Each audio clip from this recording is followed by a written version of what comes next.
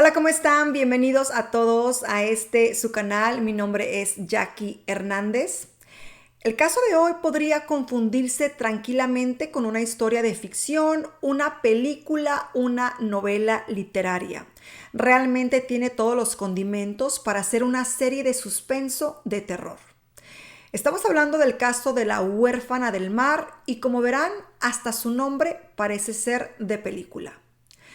Los Dubrow de Wisconsin en Estados Unidos tenían un hermoso sueño familiar.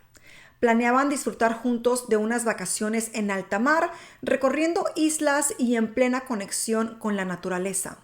Para ello, contrataron a Julián, un conocido de la familia que tenía conocimientos de navegación, para darle el rol de conductor del velero. Julián sería entonces el capitán y su mujer la cocinera para esta pequeña tripulación. Pero no todo fue tan hermoso como lo habían planeado.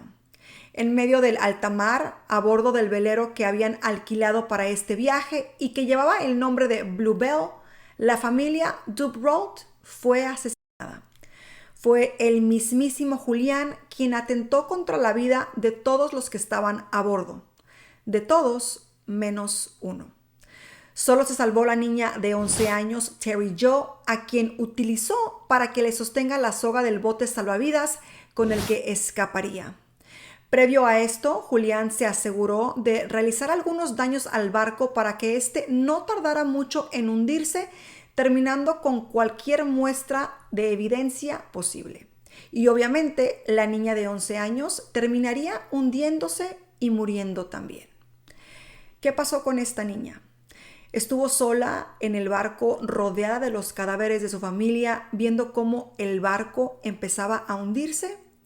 ¿Puede alguien sobrevivir tanta adversidad? ¿Se puede seguir viviendo con todas estas imágenes terribles en la memoria? No te pierdas este caso, ponte cómodo y quédate conmigo. Acompáñame en este caso que es realmente impresionante.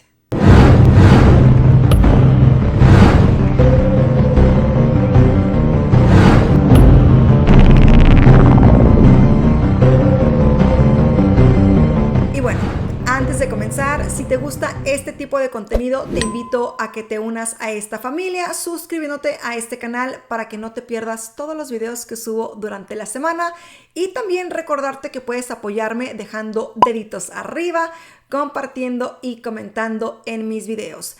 Ya sabes, todas esas cositas que tú puedes hacer del otro lado de la pantalla, que son gratis, no cuesta nada y a mí me ayudan muchísimo. En pantalla te dejo todas mis redes sociales para que me sigas si así lo deseas. Y ahora sí, entremos en la historia. Los Dubrow eran una hermosa familia compuesta por Arthur, su mujer Jean y 3 niños. Brian de 14 años, Terry Jo de 11 y Renee de 7 años.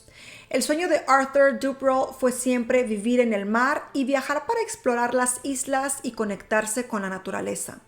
Todo esto quería hacerlo junto a su familia. A los 40 años sintió que era el momento ideal para hacerlo y se embarcó en este proyecto planeando cada detalle. No quería que nada saliera mal y para ello los Dubrow eran expertos. Se notaba que eran una familia muy organizada, que no dejaban nada al azar. Además, permanecer tanto tiempo en alta mar es algo que implica una gran logística. Todo tenía que estar en condiciones para que pudieran disfrutar sin complicaciones. Y así fue que el 8 de noviembre de 1961, Arthur Dubrow, su esposa Jean y sus 3 hijos pequeños se subieron con toda la ilusión al Bluebell, un pequeño velero alquilado que los llevó a Fort Lauderdale en Florida, Estados Unidos, y luego los llevaría hasta las Bahamas. No eran los únicos que abordaban el velero. Con ellos estaban también Julian Harvey o Julian Harvey y su esposa Mary Dean, 2 conocidos de la familia. Como Arthur no tenía conocimientos de navegación, decidió realizar la travesía junto a Julian, que era un marinero experimentado y expiloto de combate de la Fuerza Aérea. Julian cumpliría la función de capitán del barco y su esposa se encargaría de la cocina. Vale aclarar que Julian era un viejo conocido de Arthur y eso les daba confianza. El primer día fue de puro disfrute y sorpresa por las maravillosas vistas que tenían a su alrededor. Para Arthur todo era pura felicidad. Se trataba de la aventura familiar que siempre había querido. Sus hijos jugaban todo el día y estaban fascinados con la idea de vivir en el mar y de disfrutar la naturaleza buceando en las Bahamas. Arthur calificó este viaje como unas vacaciones únicas en la vida y prometió regresar a casa en Navidad. La primera isla que visitaron fueron las Islas Vimy, después la gran isla de Abaco, donde disfrutaron de las maravillosas playas y fondos coralinos. Todo marchaba muy bien hasta ese momento. El clima era ideal, tuvieron momentos de actividad familiar, relax y ocio. Pero ya los días se iban pasando y tenían que pensar en regresar. La mañana del 12 de noviembre fueron a solicitar la documentación para partir de Bahamas y volver a Estados Unidos. Se despedirían de este hermoso viaje con una rica cena que iba a preparar Mary, la cocinera de esta aventura. Pero toda esta felicidad y tranquilidad se volvió inmediatamente tragedia, ya que muchos de los integrantes del Bluebell estaban pasando las últimas horas de sus vidas. Ninguno se imaginaba que aquella era la última cena. Ustedes se preguntarán qué pasó con Terry Joe y su familia. Pues miren, viendo que su hermana se iba a dormir con sus padres, Terry Joe decidió dormir la última noche en el camarote que la otra solía usar, uno que estaba ubicado en la popa de la embarcación. Pasadas unas horas de la madrugada del 13 de noviembre, Terry se despertó con unos gritos de su hermano Brian pidiendo ayuda. Escuchó pasos fuertes arriba, más gritos y mucho ruido hasta que luego llegó un silencio desolador. Terry sentía mucho miedo y no se atrevía a salir del camarote, pero pasadas algunas horas tomó valor y lo hizo. Para ese entonces el panorama ya era bastante devastador. Terry Joe subió a ritmo lento las escaleras, todo su cuerpo temblaba y cuando llegó a la cima vio los cuerpos de sus padres y su hermano tirados en el suelo envueltos en un charco de sangre. Hizo todo lo posible para desviar la mirada, ya que no quería que la imagen se quedara grabada en su memoria, pero le fue imposible. Siguió caminando hacia la parte delantera del barco, donde vio a Mary Dean muerta en la cabina. Y de repente, Julian se abalanzó sobre la niña con un cuchillo ensangrentado y le gritó que bajara las escaleras. En este momento, la niña creyó entender lo que estaba sucediendo, pero no podía asimilar la situación. Terry corrió y volvió a meterse en su cama. Tenía miedo y era incapaz de moverse. De inmediato, el barco comenzó a llenarse de agua y su colchón quedó completamente sumergido. Seguramente Julian había saboteado el velero para asegurarse que éste se hundiera totalmente a lo largo de unas horas y así borrar cualquier tipo de evidencia. Y efectivamente, el hombre fue a buscarla y le pidió ayuda. Julian le indicó a Terry Joe que sostuviera fuertemente la soga que amarraba el bote salvavidas y luego se tiró al mismo para huir, dejándola sola.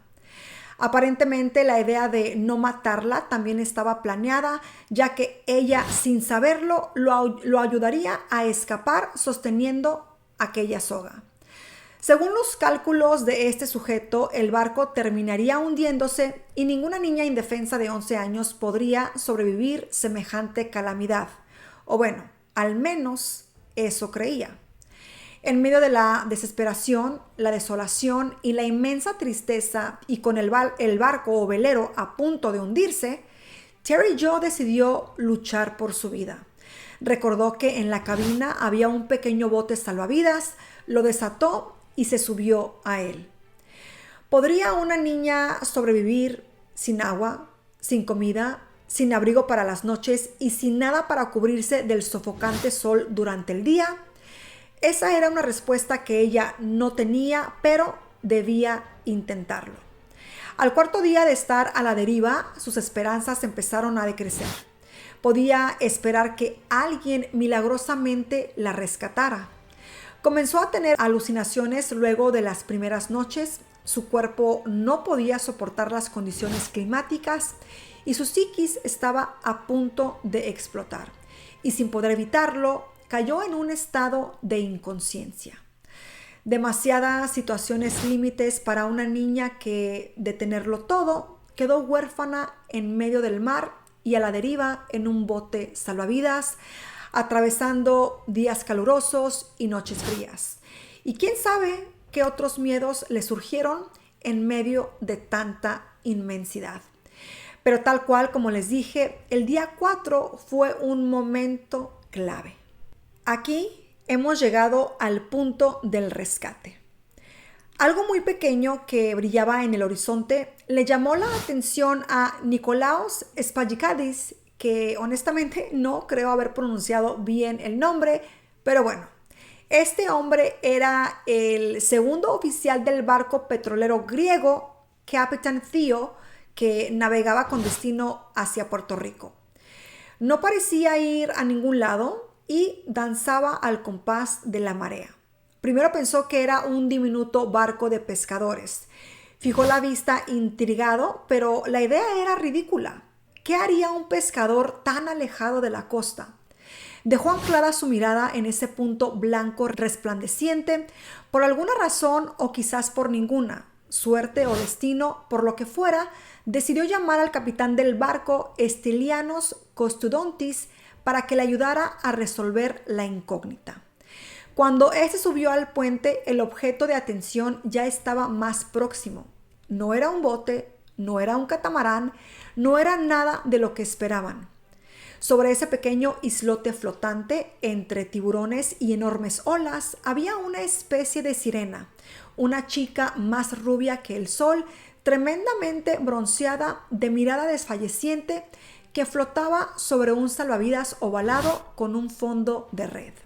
Llevaba puesto una blusa blanca, unos pantalones capri rosa pálido y tenía sus pies sumergidos a un lado del flotador. Realmente, cuando el destino nos tiene preparado algo, es inevitable cambiarle el juego.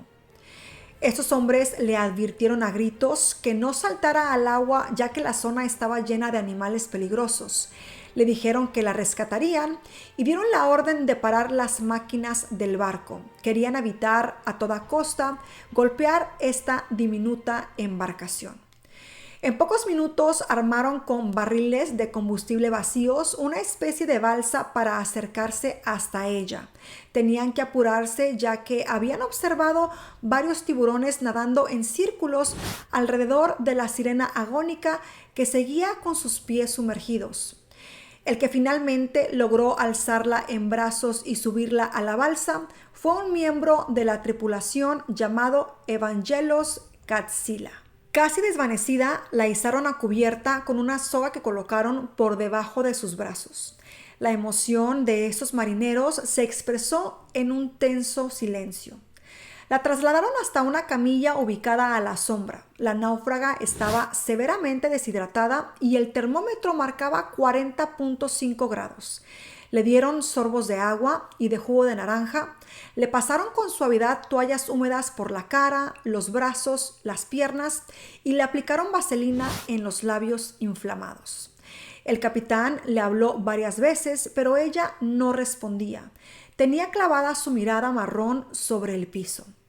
Entonces, ¿tienes familia en algún lado?, insistió el capitán. Ella terminó por asentir con la cabeza. Él acercó la oreja a su boca para poder escucharla. Con un hilo de voz le dijo que se llamaba Terry Joe Duperrault, que tenía 11 años y que sus familiares eran de Green Bay en Wisconsin. Luego de esto, ella se desmayó. Lo que ellos no sabían era que la niña llevaba 84 horas de calvario a la deriva. Nadie sospechaba la pesadilla que esta pequeña niña había atravesado antes de esta odisea. La foto que estos marineros sacaron desde la cubierta, imagen del ángel rubio hallado en el mar, daría la vuelta al mundo y ocuparía la tapa de las importantes revistas de ese momento. Ahora hablemos de la versión del asesino. Después de que Terry fue rescatada, fue llevada al hospital y allí fue internada y estabilizada. Una vez estable, la policía la entrevistó y ahí Terry pudo hacer su primera declaración. Dio la información acerca de Julian, contando todo lo que llegó a ver a bordo del velero esa última terrible noche. El 13 de noviembre, una patrulla de la Guardia Costera de Estados Unidos localizó a Julian en el bote salvavidas junto al cuerpo sin vida de una de las hermanas de Terry.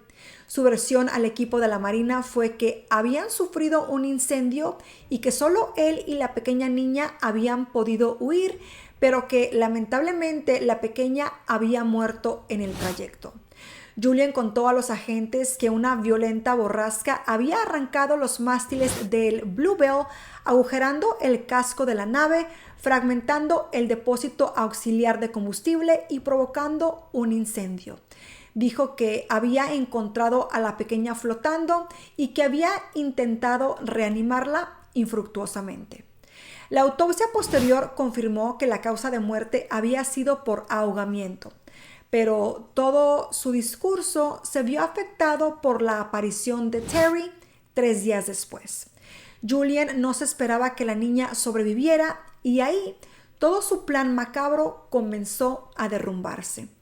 Cuando se enteró de que Terry Jo había sido encontrada con vida, Julian volvió a la habitación del hotel donde se alojaba bajo un nombre falso desde que fue rescatado y se quitó la vida cortándose las venas con la hoja de una cuchilla de afeitar.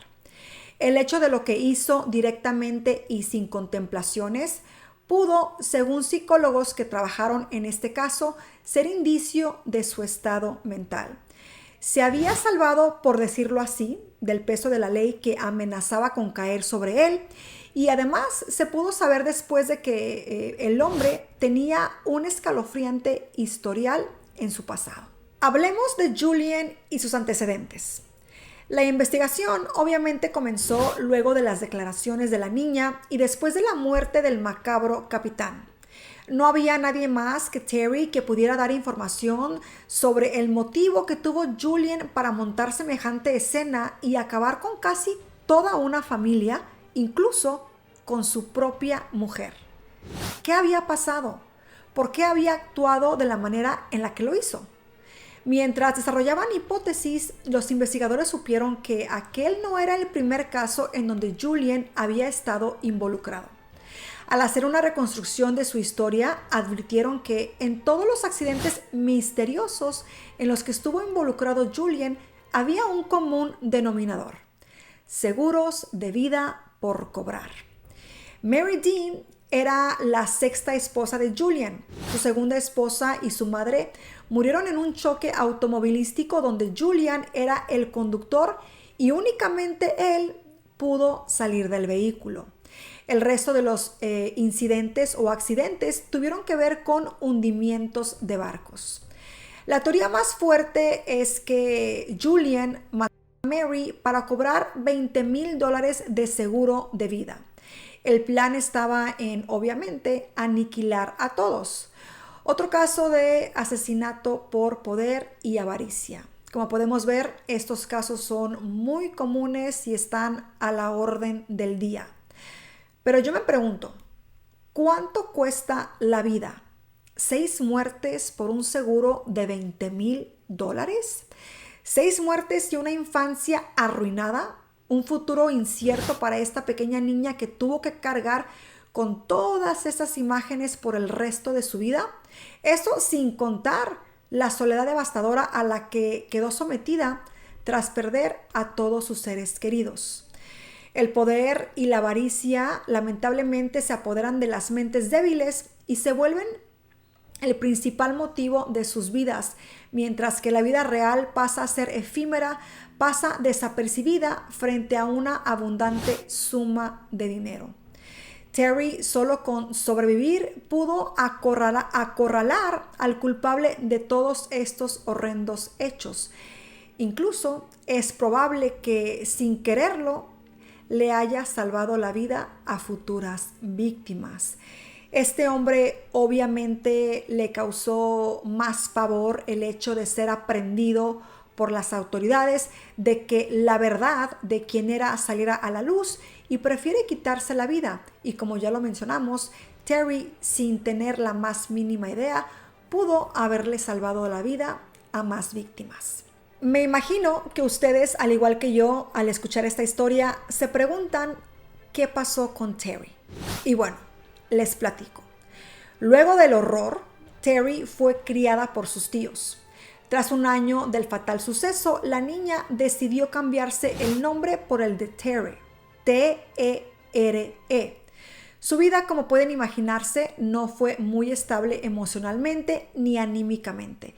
Era una montaña de sentimientos y así atravesó muchos años de su vida.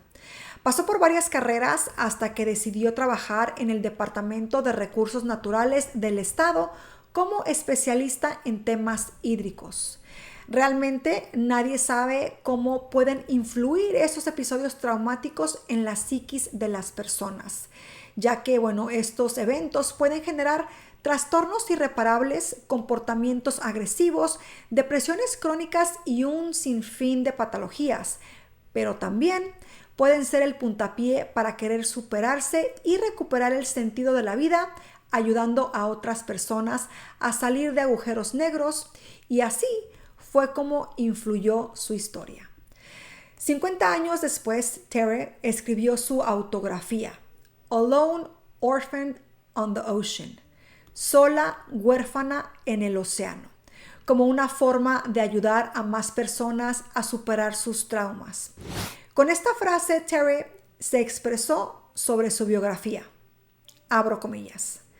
Me tomó 50 años obtener la fortaleza para ser capaz de darle a otros esperanzas con mi historia. Cierro comillas.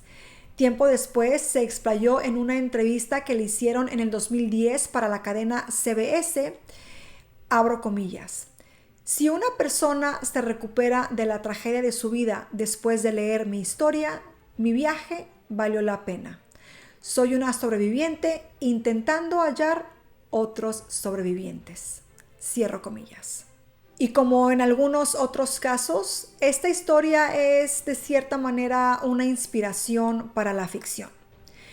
Los asesinatos de Bluebell inspiraron a varios autores a lo largo de los años. De esta macabra historia salieron obras de literatura como Mar Calmo, una novela de Charles Williams publicada en 1963, y The Last One Left, una novela de John D. MacDonald en 1967. A pesar de todo el dolor y sufrimiento que esta mujer ha tenido que atravesar, su historia hoy seguramente le sirva a muchas personas para no hundirse en la adversidad, sino para poder amarrarse a la vida y buscar un futuro mejor. Terry, ahora Tere, es la prueba de que aunque a veces naufraguemos, nunca hay que darse por vencido. Una historia que de cierta manera nos deja un poquito de felicidad por el hecho de que esta mujer ha logrado cosas increíbles a través de su historia. El hecho de que su historia pueda motivar a otras personas a luchar, a no quedarse hundido en cualquier situación que estén pasando, es algo positivo que podemos sacar de esta historia.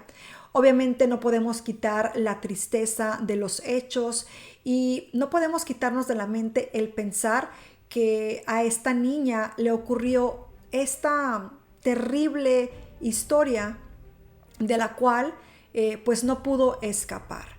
Una historia que de nuevo se deriva por la avaricia, por querer dinero, por querer las cosas fáciles. Este hombre, como ya vimos, tenía un pasado donde pues había aplicado este método para poder obtener beneficios financieros. Pudiéramos decir que gracias a Dios y gracias a esta pequeña que logra sobrevivir, imagínense, en medio del mar, de la nada y rodeada de criaturas agresivas, logra que este hombre llegue a un fin y que no vuelva a hacer daño.